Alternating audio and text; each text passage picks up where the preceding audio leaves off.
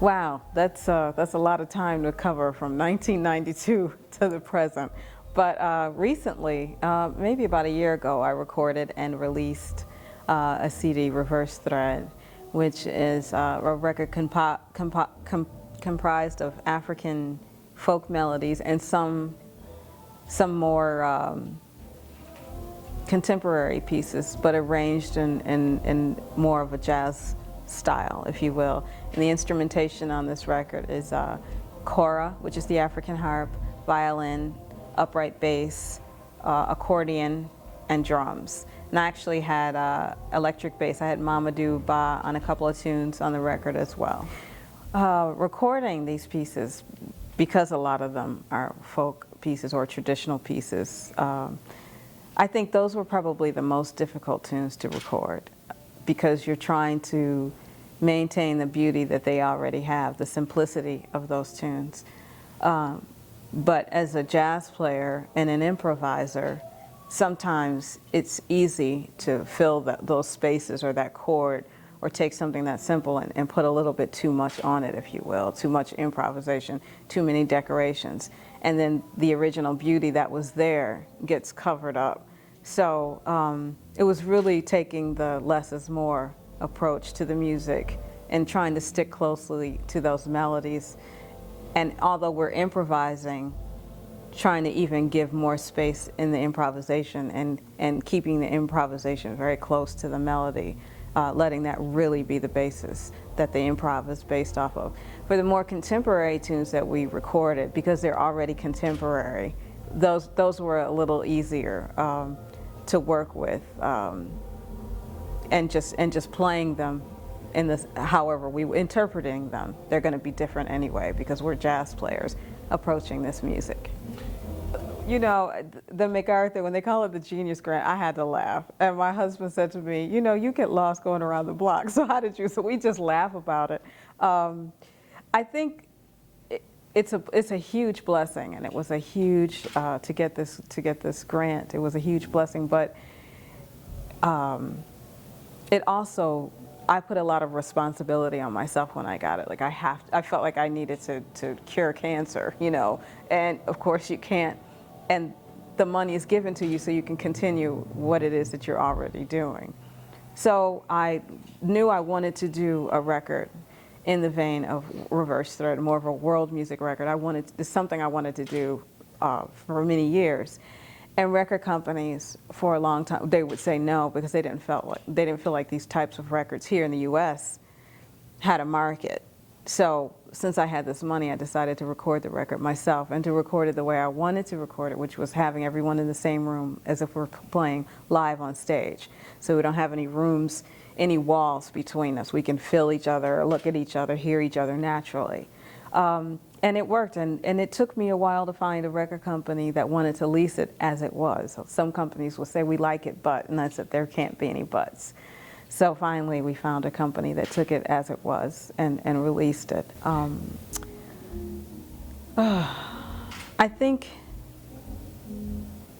keeping the music alive, I think we have to, sometimes the music seems to be treated as a museum piece, if you will. And for a while, a lot of the concert, maybe ticket buyers couldn't afford the prices. You know, the tickets can be expensive. And with the economy the way it is now, people are picking and choosing what they're going to go see. But also with the internet, everything is just so right there. Everyone can see everything. I think sometimes we're overstimulated. We don't know what to go see. But I think it's important for us to take the music to the people. So having a festival like this that's free to the public, and making sure they know about this festival so people can come and hear the music. For a lot of people, it'll be their first time hearing any of these groups, including me, you know, and so hopefully we'll make new fans, and they'll go out and maybe buy someone else's record because they've heard something today, buy another jazz record. But I think it's important for us to take it into the schools, perform for children. We need to teach children how to attend a concert, because a lot of them have never been. There are a lot of adults that need to learn how to go to a concert, but just take it into places that we don't necessarily think of taking music, take it into the hospitals, nursing homes, and just expose. It's all about exposure. If people hear it and they like it, then they'll be more apt to say, okay, I'm going to go hear this. But if they don't know it, and they're getting so much more popular music, maybe on the TV or on the internet, we have to compete with that, which is really difficult because we don't have the funds. But it just has to always be a grassroots effort to get it to the people so they know this is our music. This is American classical music. It's our music. We should treasure it. I think we're very lucky or very fortunate to have a president that loves this music and understands the importance of this music as well. Next, I'm going to continue working on the Reverse Thread project and make another CD following the thread, and just continuing to tour and teach. And I'm also a hospice volunteer, so when I'm not on the road, that's what I enjoy doing. Oh my gosh, I have such great memories of. I can see the club, I can see the Jazz Oasis, I can see walking through that door. Just the love that was in that room from the audience. Everyone was just so great, so nice, so gracious.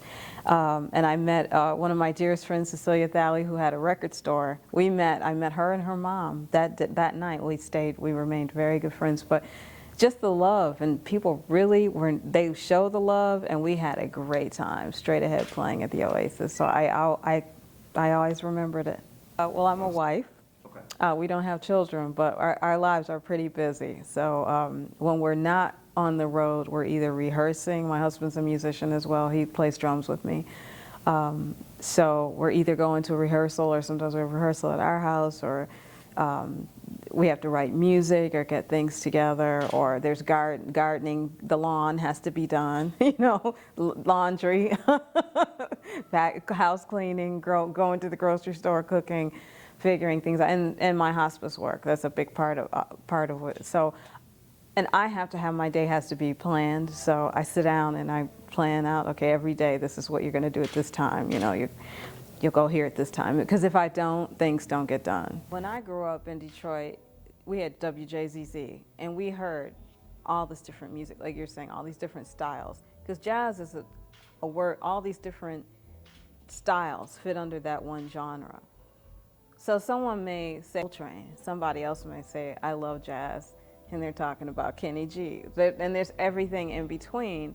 And I think when you have a station like that and you play a variety of styles that are under that, it does us so much good, because people hear all this stuff and they say, this is all jazz. It's not just this. Or it's not. Because a lot of people are turned off. They'll say, my father used to tell me, you listen to that old people music. And I was like, but I love, like, Ella Fitzgerald. She's one of my favorites. But, I love Roy.